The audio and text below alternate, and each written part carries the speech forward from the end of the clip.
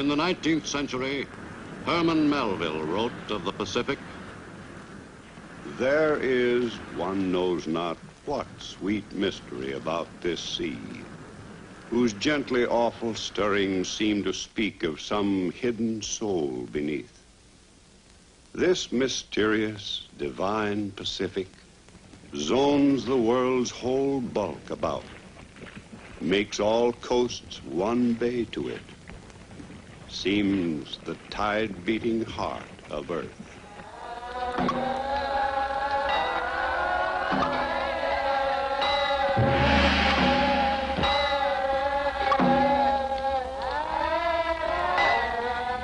In this 20th century, the world is growing more and more aware of this strategic area, once explored by Magellan and Cook, and immortalized by Stevenson and Conrad. And now these once remote lands are covered with the evidences of modern history. The tie between the Pacific world and the United States, first established by the visits to the Orient of Yankee merchant ships, has grown increasingly strong through the years. Today, the affairs of this republic and the Pacific world are inextricably interwoven. A modern author, James A. Michener, has written of this mighty sea. Our men lie buried there. Our ships and planes are in its bosom. And I am convinced that along its shores will be determined the precise quality of our future.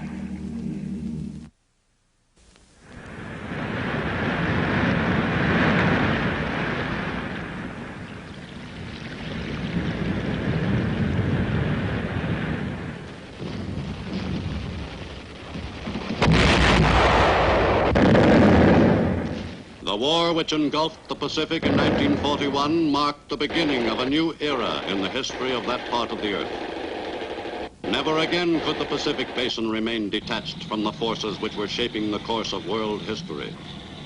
The first truly global war brought to the Pacific the look of destruction and the smell of death, already familiar in other parts of the earth.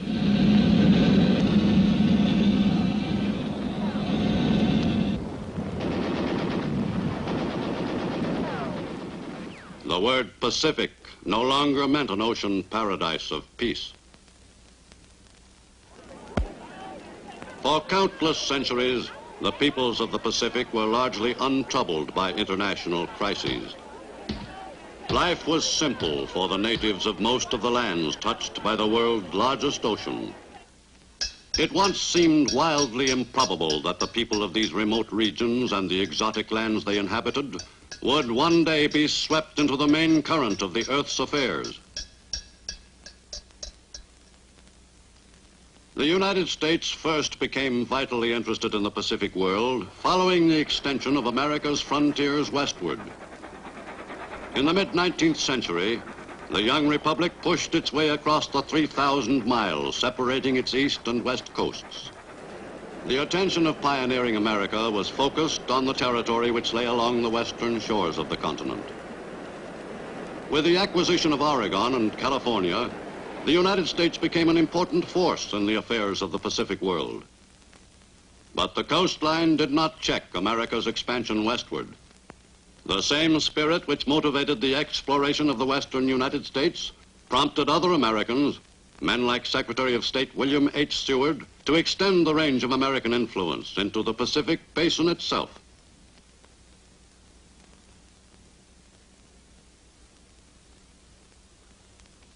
With the purchase of Alaska from Russia in 1867, the United States gained a bastion from which control of the North Pacific area could be effected.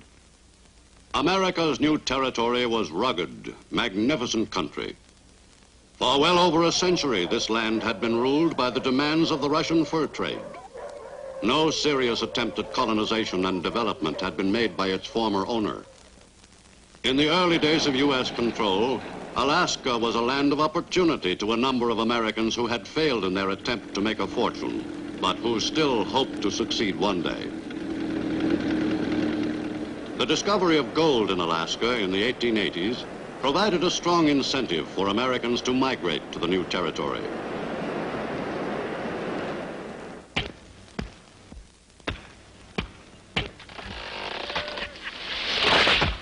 An orderly system of land surveys was inaugurated before the turn of the century, and a succession of homestead laws became effective.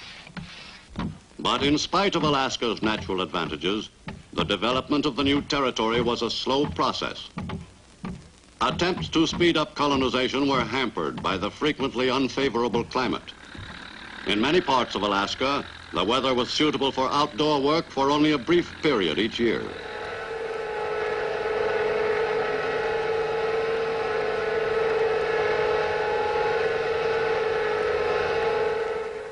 Early in the 20th century, work was begun on the Alaska Railway, which upon completion was to cover 500 miles of territory. But despite these intimations of progress, Alaska remained a sprawling, undeveloped outpost, whose new residents were clustered in a few towns along its southern shore.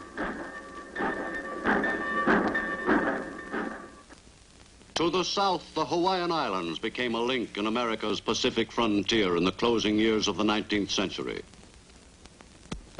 Hawaii lies directly in the path of the trade winds. Its soft, provocative climate helps make it one of the most popular of American possessions. Hawaii today is dotted with evidences of its colorful history. Its discoverer, Britain's Captain James Cook, is commemorated on the island of Hawaii. And the memory of the reign of King Kamehameha I is kept vividly alive throughout the islands. This popular monarch, revered by the islanders as the Napoleon of the Pacific, fostered a closer relationship with the United States.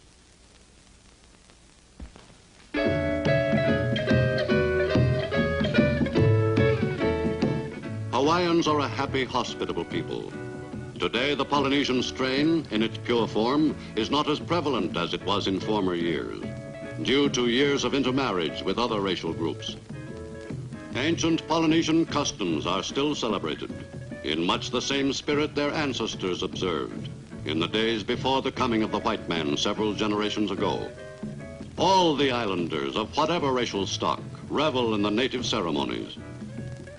But life in Hawaii also has its modern commercial side.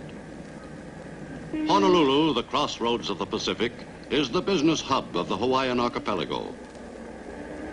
For many years, a few principal industries supported most of the Hawaiian population.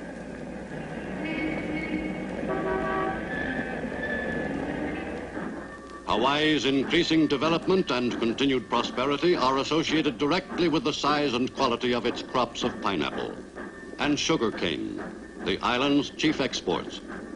Technical improvements in growing cane and extracting the sugar content have made the Hawaiian industry a more efficient operation than any of its mainland competitors. But Hawaii's principal industry was destined soon to be war work. Home base of the U.S. Pacific Fleet, Hawaii assumed a tremendous importance as a U.S. war with Japan became a distinct possibility. Strategically situated almost midway between the American mainland and the home islands of Japan, Hawaii would inevitably be directly concerned if war broke out.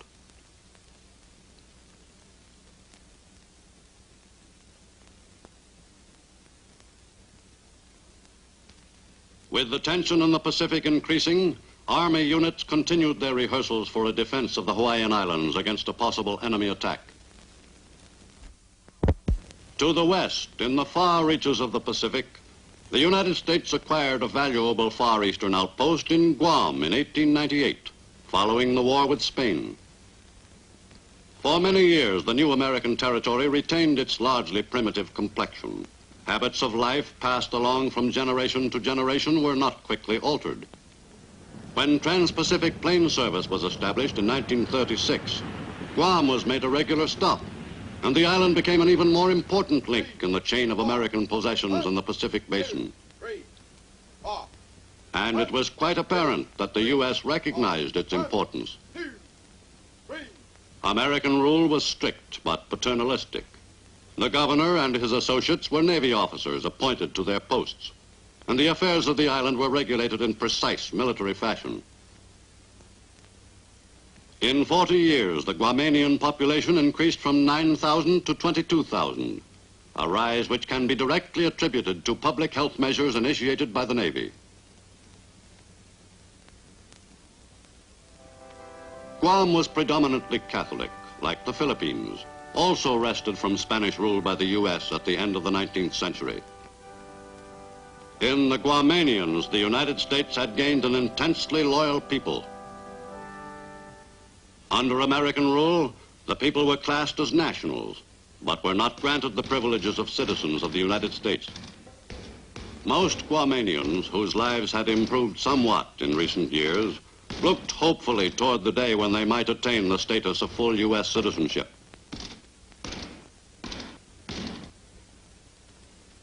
The U.S. was not the only great power gaining a foothold in the Pacific.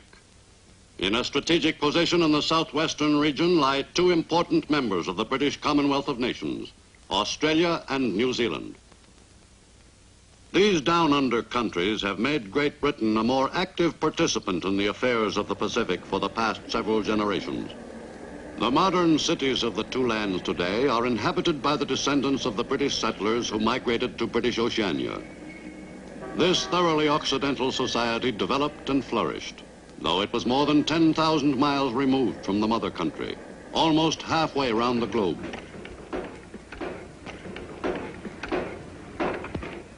Today, Australia and New Zealand are autonomous communities within the British family of nations.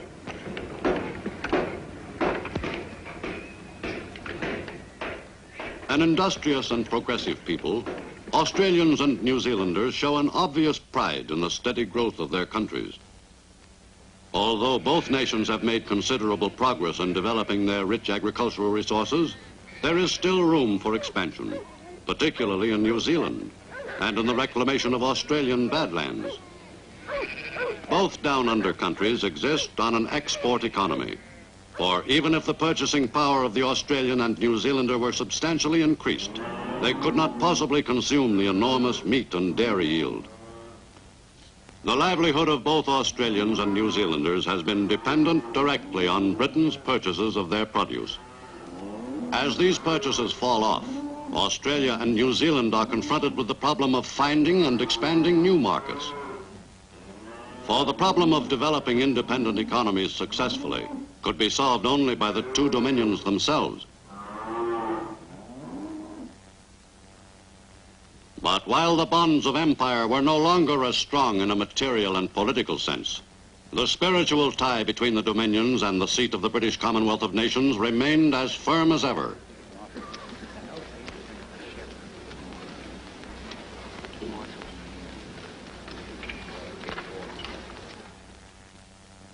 For centuries, the countries of Southeast Asia have constituted a potential trouble spot in the Pacific world. In the 30s, the stirrings of nationalism became evident in these heavily populated countries, peopled by a great variety of ethnic groups. Siam began to agitate for the return of territory allegedly usurped by the French in the 19th century. Its people dreamed of a greater Thailand, and a close bond was established with the Japanese, who sided with the Siamese in their modest territorial expansion program.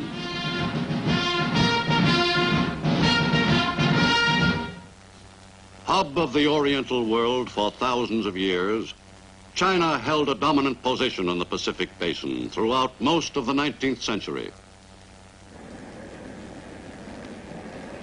China's principal point of contact with the outside world for almost 100 years was Shanghai, where British business interests first established a foothold. The economic life of all of China was related directly to the business affairs of China's large coastal population centers. Whoever controlled China's port cities exercised a powerful influence on the country's overall economic structure. The westernization of China's population centers had a profound effect on the country as a whole. China's principal cities in the 20th century had a decidedly Occidental cast. The lives of a considerable percentage of China's population were directly affected by the beginnings of the machine age in China.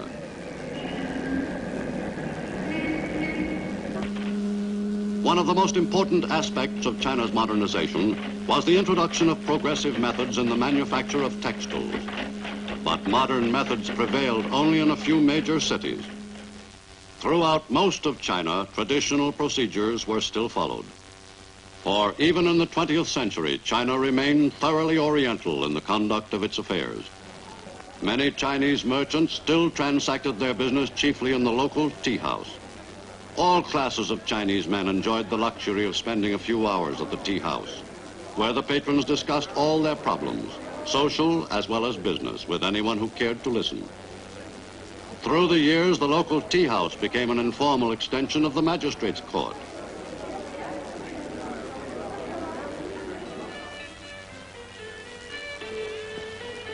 China's mode of life bore many striking resemblances to the manners of earlier generations.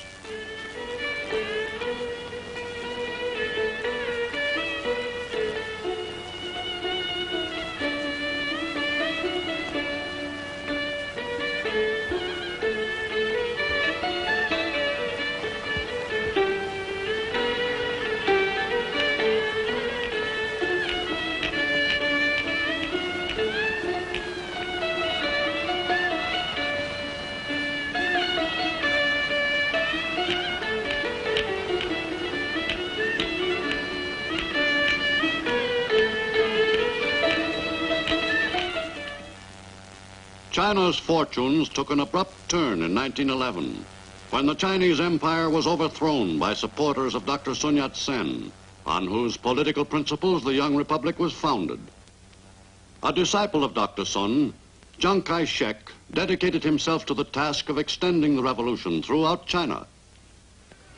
America's interest in China, which dates back a number of generations, increased steadily through the early years of the 20th century. The men of the U.S. Asiatic Fleet became familiar figures in all China's coastal cities. To many of the men, China provided the best liberty ports in the Eastern Hemisphere, if not in the world. And business was always good when the fleet was in.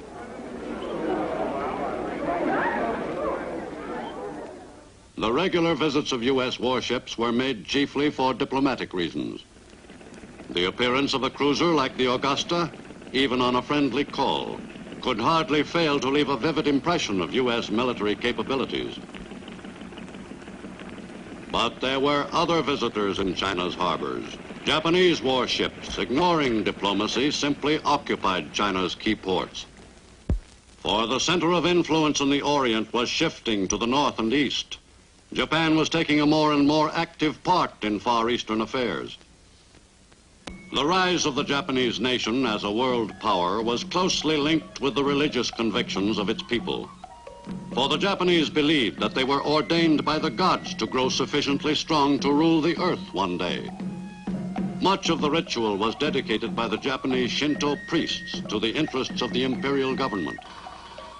In these ceremonies, the people celebrated their national unity, their patriotism, their prosperity, the seasons of the year, the abundance of their crops, and any other aspects of their national life which seemed fitting.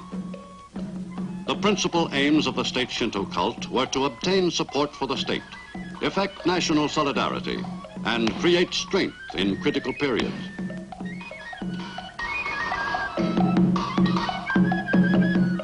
To the Occidental, the Japanese concept of existence was difficult to understand. In fact, until the mid-19th century, Japan and its people were virtually a complete mystery to the world at large.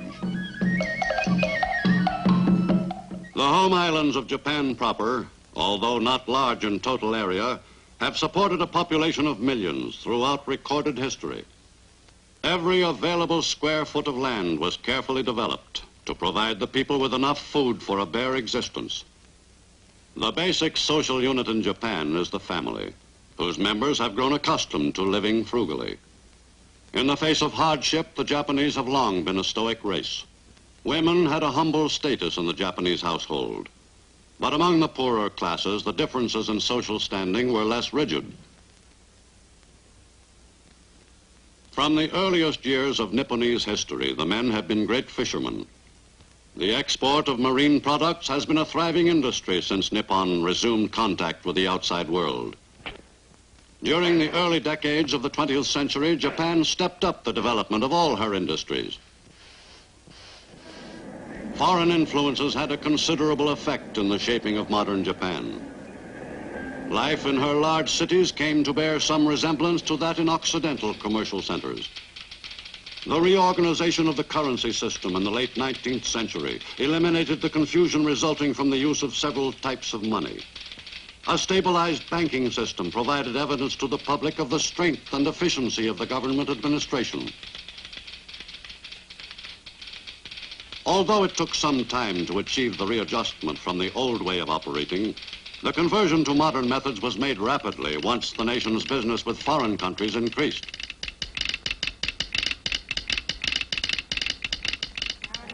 The telephone, introduced in Japan in 1877, helped materially in bringing the country back into the orbit of world affairs. With their typical enthusiasm for anything new, the people soon became addicted to the use of the mystifying gadget. Once begun, the westernization of the home islands of Japan quickly gained momentum. As soon as they had become aware of what life was like outside their country, the Japanese addressed themselves to the task of imitating that life wherever possible. Once completely secluded, the Japanese now seemed obsessed with the desire to prove themselves as progressive as any people, any place in the world.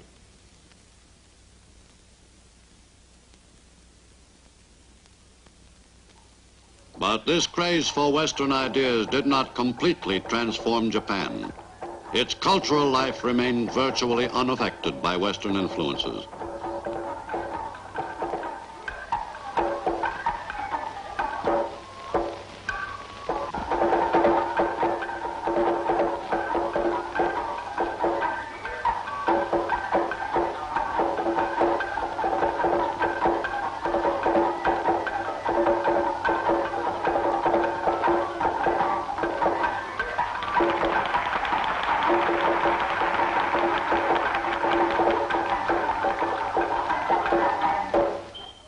In the Western world's 20th century after Christ, Japan stood at the threshold of a new era.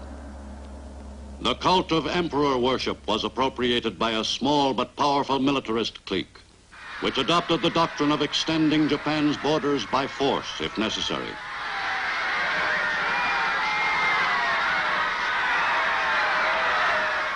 As the militarists gained greater control, all Japan was geared to the new program of expansion by aggression, and the energies of all Japanese were directed toward the building of a strong national fighting spirit.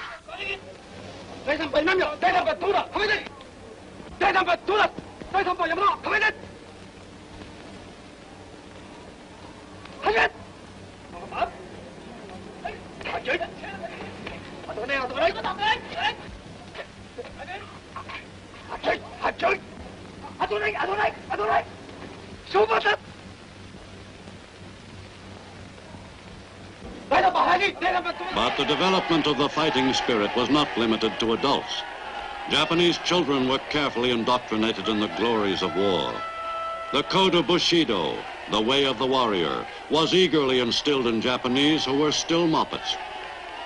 Active military training began at the age of 6. From the beginning, the children were taught that it was an honor to die for the emperor, that they must become the equal in fighting ability of 3 soldiers of any other nation.